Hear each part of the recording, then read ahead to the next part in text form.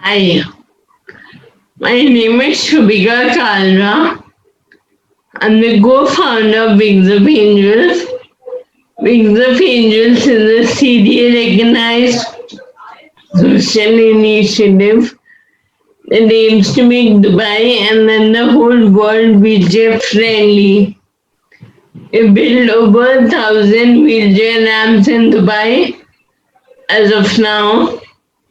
We create awareness about wheelchair accessibility by finding out about the places that don't have wheelchair access, and then we convince them and support them to become wheelchair accessible.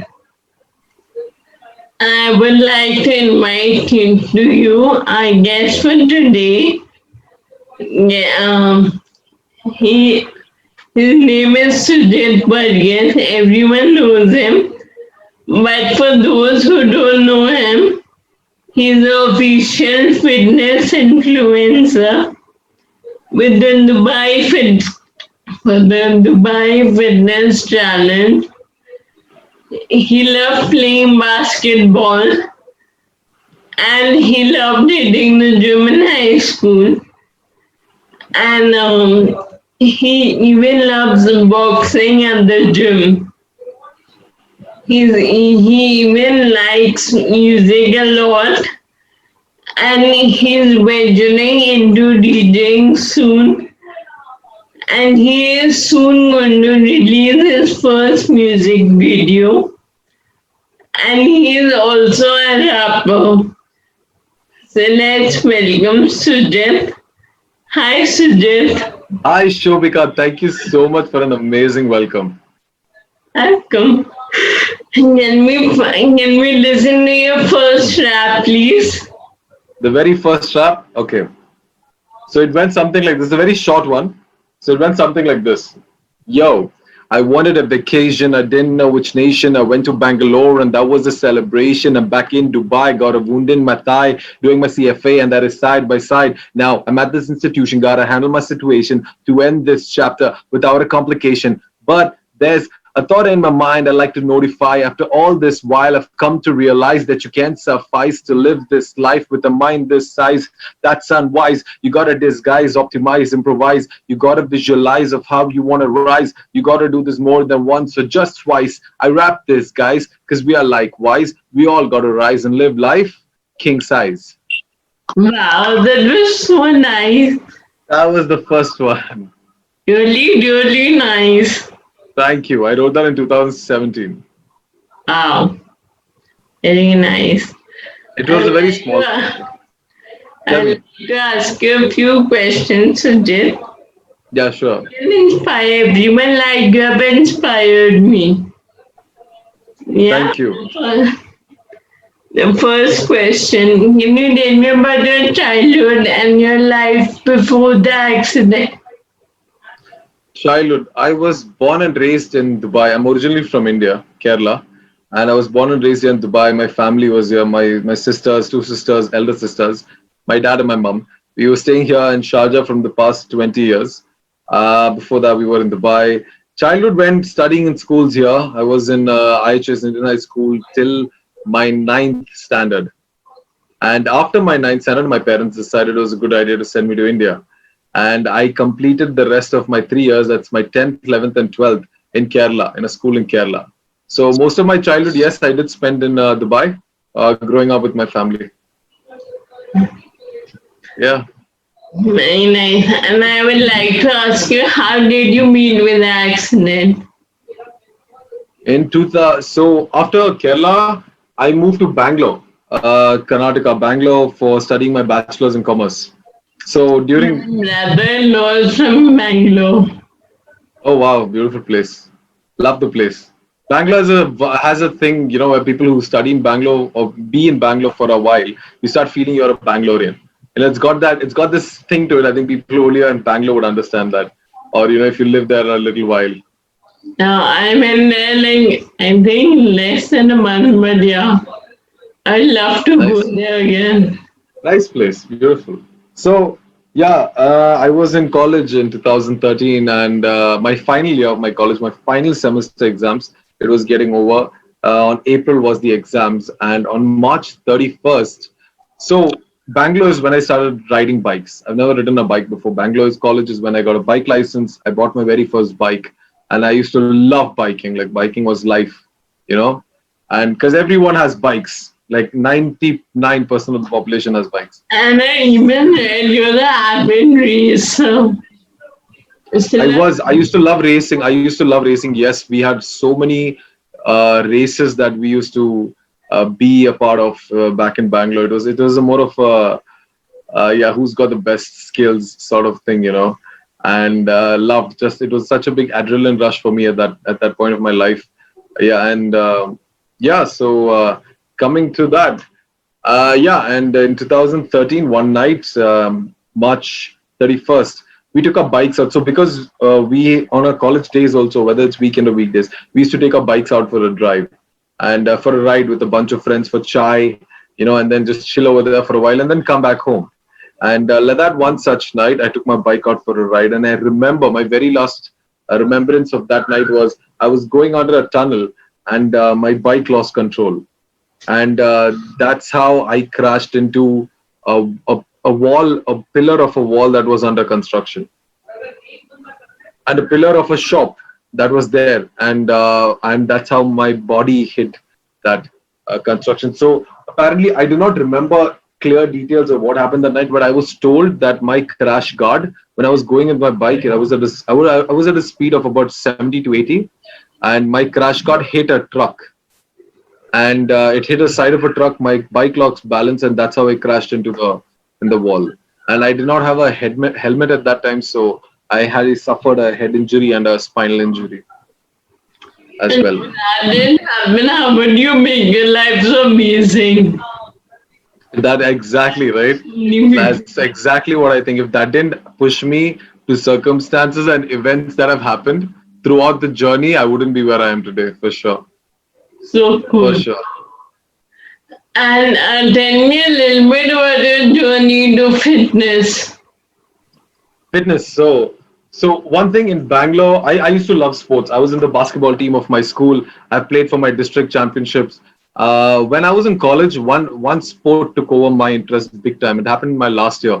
I used to boxing got introduced to me, and boxing was of the fact because we couldn't play basketball every day, and there was nothing else happening. And I felt boxing would be quite interesting, so I joined an academy. And I instantly fell in love with boxing because the kind of discipline I started getting, the kind of training that I started getting, the people that I was training with. I mean, it was just phenomenal. It was serious stuff, but it was so phenomenal that I've never pushed my body to such extents at that point of time. But that whole training of boxing got me to such peace of mind, and I was so happy, you know, like that was my happy zone, boxing and training and practicing. So that's how I fell in love with, like, really love with boxing. And after my accident, so you can imagine the reason I told you the story is like I was quite built. I was quite built. I was quite strong on my own. And after my accident, I started losing a lot of weight. I was in and out of hospitals for the next 6, 7 months. I was losing a lot of weight. I was losing a lot of energy. I suddenly became a skeleton altogether, and I wasn't physically strong You enough. used to work out for how many hours before the accident? Very less, very less. I can't even remember how I can't even remember a period of time I went to gym consistently. You said you were built. I built during boxing years. Okay. During the boxing years, I was built. I never gymmed much before because I used to always be playing basketball in school days. And in college, I used to be training for boxing. I never joined a gym I mean, I did join, but we were barely going there for, you know, doing baby weights and coming back. That's how it was, you know, because, and after my accident, when I lost a lot of weight, a lot of people were like, you know, I started becoming dependent on a lot of people. I started becoming I didn't have a choice other than to ask people for help for the basic of things because I didn't have the energy to do it myself. And when I came back to 2015 in December, in 2015 to Dubai from India, I was like, I'm not working now. I'm not studying now. I didn't finish my bachelor's in commerce. I didn't have a job at that time. What is the one thing I want to do now? And there was nothing straight and clear for me. I'm like, I need to get my strength back. That was the very first thought. And that's exactly what I did. And I went and I told everybody. I told my mom and my dad, and they were fine with the idea. So the rest of the world was putting limitations on even that sort of idea, like what can you even do in a gym? And I said, I have to join a gym, and I went started joining a gym. And that is literally, I can tell you, Shobika, the one of the best decisions I've made in my entire life, because that has literally brought me to where I am today. And what have you studied? Yeah, I've studied bachelor's in commerce. Wow, that's difficult, yeah. That is, I wouldn't say it's okay, but then I tried to go for CFA after that. That's why in my rap you heard CFA. I'm doing CFA, that is side by side, but I didn't make it through CFA. But then I tried to do the level one. I gave the exam twice, and then is when I got a job in the bank. So then I just studied what I wanted to study. I'm just studied in the bank itself for the work I do, because I work in Emirates NBD. I work in the treasury department. So it's the things I wanted to study for that exam is the same thing that I'm doing as a job today. So How has it been making new friends and dating on the wheelchair? making new friends, oh, phenomenal. I have loved connecting with so many different kinds of. I mean, this is something I've realized, Shobika. Like before, I would probably just chill with that certain kind of crowd. But if I've become a motivational speaker since 2017 onwards, and I've been a TEDx speaker, and I've been speaking. So in this whole process, I've been meeting so many people. I've had people come and tell me their experiences of life after they see my videos and they get inspired. They come and tell me their experiences of life or what they went through and how my videos helped them to think positive and think better. So during this Even process, videos have helped me also. oh my God, that means so much for me. This really means so much for me. Thank you. And so when people tell that to me, it's like my purpose is being fulfilled, and it makes me very, very happy. Like what the work I do, the way I push myself, because people think I'm crazy sometimes with my new ideas. Like in 2018, I had this most craziest idea. I wanted to pull a car in a wheelchair, sitting on a wheelchair. And and everyone called me crazy, dude. This is not happening. This is impossible. Shubika, believe this. There's a backstory to it. A lot of people do not know. I used to I used to take my car, my friend's car, and I used to take it to Mohesna. Mohesna, there's a parking lot. In that parking lot, in the middle of the night, I used to practice every day pulling a car. That's how I used to pull. People, my own parents didn't know I used to pull a car. I used to go there every day. I had a bunch of ropes. I used to keep it in the car, go there, pull the car, come back, go there, pull the car, come back. I did it for a couple of times. When my parents even came to know I pulled a car? After they started seeing the video that Virgin Radio reposted of me pulling that actual car in that school. That's when they came to know I pulled a car. And weren't you scared or anything? I wasn't scared. But for me, it was this whole idea in my head. Like, okay, Sujith, you gym, that inspires a certain. For me, it's all about sharing positivity and energy. And this is something I genuinely believe in. Whether you're a CEO of a company or you're a janitor, right? Or the something. This is how I think. And, I think this is my purpose.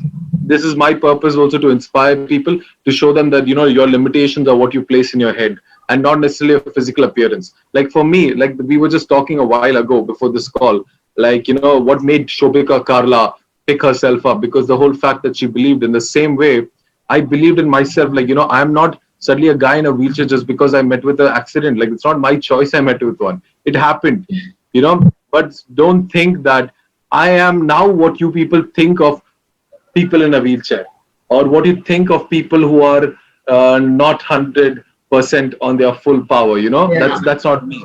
I'm still the same, and I just had to push them. So for me, there was really no fear of pushing a car. There was a confusion. There was a doubt in my head first, but then I was like, you know what, Sujit, try it. Like, you're strong now, and just try it. I mean, your mind is stronger than your body, and when I tried it, I saw it's possible, and then I just struggled.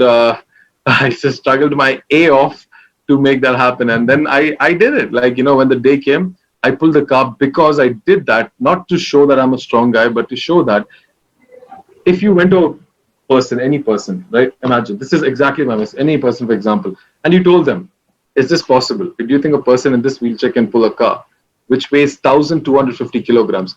99% of the people would say it's not possible. But suddenly, you show them that impossible live in action, what happened in front of their eyes. Suddenly, they'll start thinking in their lives two things. Number one, this guy did this, and we saw it. Suddenly that impossible became possible. They are wowed about it. Number two, probably the things that I think that are impossible in life, they will be telling themselves, probably the things that I think that are impossible in life are actually possible. It's probably my mind is not strong enough to think about it. So this is the idea. That was the message. And that is what I wanted to solely convey from that whole carpooling thing. So yeah, back to your question. I have made so many phenomenal friends. I've had some very good people I've met in my life. And today I know, like, where to place people. I think from all the experiences that I have learned from people who have left me and gone during the accident, and people who have gave me a helping hand when I never expected them to. So, I would say these are the two kind of people, a lot of things I've learned from. And, learned to let go of many, and I've learned to keep many for lifetime. And I've met such amazing people who in journey who have just wished nothing but the best for me, and who has learned so much from me, and how I've helped to empower their lives, and who has made me understand that what I have done has really impacted somebody. So I think it's just been me. I mean, meeting people, yes. I've got to learn so much more. I've met some good people. I've met some really good people in my life after 9 years. And dating, second half of your question. Sorry, you were saying something? Yeah, happy for you. Thank you. Thank you so much. And dating wise, I really haven't thought much about it. I have met some good people though. But no, I wouldn't say it has really affected. I would say actually, if at all, the potential has increased more. Because people just like the way I roll now. So yeah, that's that for that. I mean, but it's all well. It's all good. Thank you so much for speaking to me, Sujith. Thank you. Thank you so much.